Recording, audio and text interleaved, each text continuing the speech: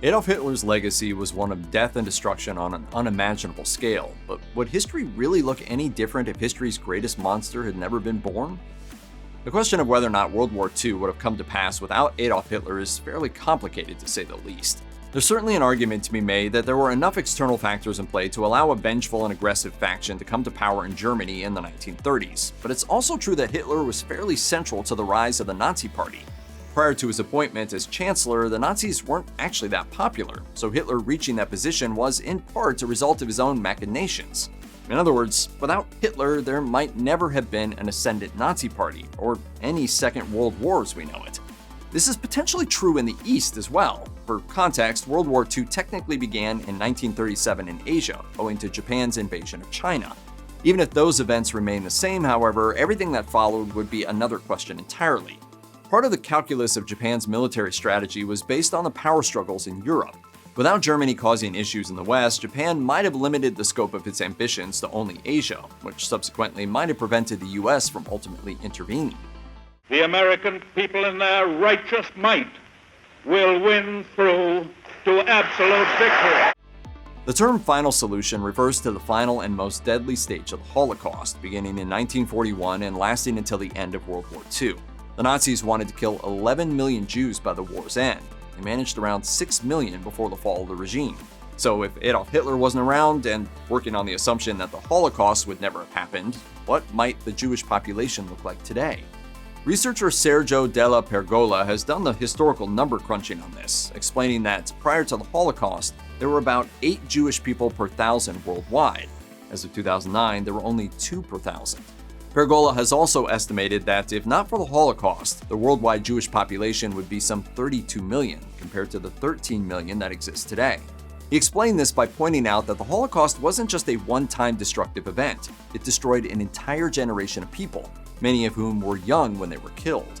Effectively, the Holocaust didn't just wipe out an entire generation, but an entire generation and all of its potential descendants. Prior to World War II, some in the West had resisted the creation of a Jewish state in the then British colony of Palestine, largely due to Western nations hoping to maintain good relations with Arabic communities. After World War II and the Holocaust, however, these views changed, and international support grew for the foundation of Israel. But if Adolf Hitler never existed, the situation could have been very different.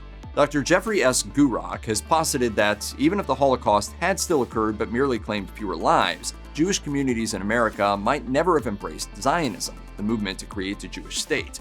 Accordingly, the American government might not have supported the creation of Israel, likely leading to weaker diplomatic ties between the two nations. Dr. Shalom Solomon Bald has made similar claims, going so far as to say that in a hypothetical situation like this, Israel might have never existed at all. There would have been far fewer displaced Jewish people needing a home, and Zionists wouldn't have been the majority voice in the Jewish population. One odd byproduct that often stems from large-scale conflict is innovation. Making things better, faster, more efficient, or more deadly. Those are the needs that often arise thanks to the demands of war, and World War II was no different. But under the assumption of no Adolf Hitler and possibly no conflict, then what technology might we not have today?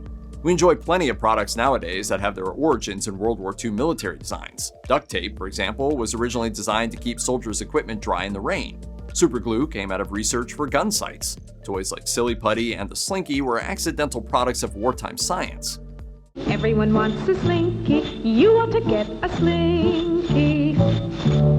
The old, reliable Jeep was even born from the military's desire for a durable vehicle. Even synthetic rubber wouldn't have been invented without wartime politics cutting off America's access to natural rubber sources. And of course, there are the more obvious military advancements. The nuclear bomb and all of the research carried out by the Manhattan Project stands out. Would nuclear technology be anywhere near what it is today without World War II? The Germans were also responsible for more than a few advancements in military technology, creating the first fighter jets and ballistic missiles. The Soviet Union had long existed in Nazi Germany's crosshairs, chiefly owing to the concept of Lebensraum, or living space, which emerged prior to World War I. That said, Adolf Hitler made Lebensraum a key aspect of Nazi doctrine, calling not only for the extermination of Jewish communities, but also the acquisition of Soviet lands. While Nazi Germany and Soviet Russia entered into a non-aggression pact in 1939, Hitler chose to break the pact just 2 years later. What followed for the Soviets were some of the deadliest battles of World War II, to which Germany committed most of its military assets. The western regions of Russia were effectively razed to the ground, with millions of Soviet soldiers and civilians losing their lives during the war. Had Hitler not been around, would any of that have happened? Maybe the Soviet Union would have been less of a target for German aggression, or the Non-Aggression Pact could have stood for longer. Stalin, for his part, did seem genuinely keen on negotiating with Germany. Even if war had erupted between the two nations, the conflict might have been much less destructive under a different German leader. While it's very easy today to see Hitler as the gravest threat of the 1930s, contemporary accounts held a very different view. Rather, many Western nations feared Joseph Stalin and the Soviet Union more than they feared Hitler and Nazi Germany, even as late as 1938. According to the BBC, people would even claim better Hitlerism than communism. And those fears weren't entirely unfounded either. Secret protocols in the German-Soviet Non-Aggression Pact seemingly proved that the Soviets did have imperialist motives. The countries had essentially divided Eastern Europe between them, and up until the breaking of that pact, the Soviet Union was busy annexing neighboring countries. So that raises the question, without Hitler, what would the Soviets have gone on to do? Some speculation posits that Stalin would have attacked and annexed even more of Europe, eventually forcing direct military confrontation between the Soviet Union and the US. Other theories claim that while Stalin might never have picked a fight with the US or Western Europe directly, the extant fears surrounding communism would have led the world into a Cold War even earlier. It's one small step for man, one giant leap for mankind. Adolf Hitler's unlikely link to NASA all comes down to an American project known as Operation Paperclip, which involved Nazi scientists being given jobs in the US after the war. The military effectively covered up the war crimes committed by those scientists in order to poach their abilities and gain an advantage over the Soviets in the Cold War. NASA was one of the American organizations to benefit the most from this initiative. The Nazis were ahead of the curve when it came to rocket technology. Recognizing this, the US recruited Germany's leading rocket scientists and put them to work on space exploration. They did so to great effect, too, more quandaries aside at least. The first director of the Kennedy Space Center, Dr. Kurt Debus, who oversaw the Saturn and Apollo programs, a former Nazi. The former director of the Marshall Space Flight Center and father of American rocketry, Wernher von Braun, also an ex-Nazi. And they were far from the only Germans engaged in NASA's research. Had Hitler not been around, who's to say whether or not the circumstances leading to Operation Paperclip would have happened? And in turn, would NASA have ever become the organization it is today? Politically speaking, Germany's Weimar Republic faced a great number of problems, but it's worth noting that contemporary Berlin was actually something of a cultural marvel for its time. Notably, Berlin in the 1920s showed an astonishing degree of acceptance toward LGBTQ+ communities, making it one of the most socially liberal places in the world at the time. Despite homosexuality technically being illegal, the law just wasn't really enforced in Berlin, and dozens of gay and lesbian bars were allowed to operate openly throughout the city. Fledgling gay rights movements sprung up. LGBTQ+ publications were distributed in spades. Transgender people were recognized and accepted. Cross-dressing became socially acceptable to a degree. In an era of the Republic, Berlin became something of a safe haven for queer culture.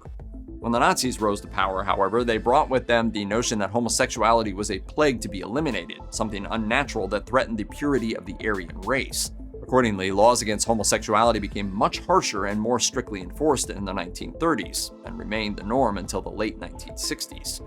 Had Adolf Hitler never seized power and spread Nazi doctrine throughout Germany, Berlin may never have been subjected to these laws. And if queer culture had continued to flourish in a major urban center in the West, it could well have become the flashpoint for the modern gay rights movement, a distinction now typically given to the Stonewall Uprising. It's not particularly exciting to imagine that little might have changed as a result of removing Adolf Hitler from history. After all, Hitler is widely considered to be one of the worst monsters of the 20th century. Surely the world would have looked completely different if he had never been born. And while yes, that's a totally understandable argument to make, it's also hard to ignore the fact that Hitler himself didn't make World War II happen.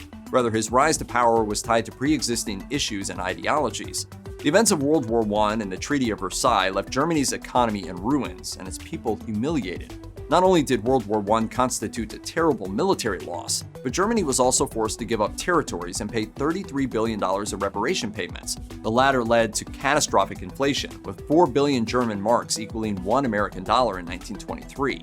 Both the Great Depression and the rise of communism only led to further chaos in Germany, leaving people looking for hope, guidance, or simply someone to blame. Hitler was in the perfect place at just the right time to provide all of that. Even anti-Semitism did not begin with Hitler. It had existed in one form or another since antiquity. Let my people go! In other words, the ideas and circumstances underlying the Third Reich weren't unique creations of Hitler. Another dictator could easily have come along and benefited from the same conditions, essentially leading Germany down the path we know from our history books. Any discussion of a world without Hitler will no doubt revolve around historical questions. Simple cause and effect, the ripples that form from one of history's greatest dictators never rising to power. But there might also be some value in taking a scientific approach to the subject. The question of Hitler having never existed often bleeds into discussions of time travel, and wrapped up in those discussions is something called the Novikov self-consistency principle. Essentially, the idea that paradoxes cannot exist. In other words, for the purpose of this thought experiment, history is basically immutable. It can't be changed under any circumstance. So, if you were to alter the question slightly and ask what would happen if a time traveler tried to kill Hitler before he ever had the chance to become a dictator, then the prospect of self-consistency will come into play. Speculative histories that abide by this idea posit that even if Hitler was killed as an infant, then a different individual would come to fill the exact same role. Hitler's mother might just adopt another child and name him Adolf, for example. Alternatively, an attempted assassination might actually turn out to be what led Hitler to become a dictator in the first place, feeding into the ideologies that came to characterize the Nazi Party. At the very least, history would work to self-correct in the long run. At most, nothing would change at all. Of course, these questions are ultimately tied to a hypothetical, and so for better or worse, it seems almost certain that we will never learn the answers.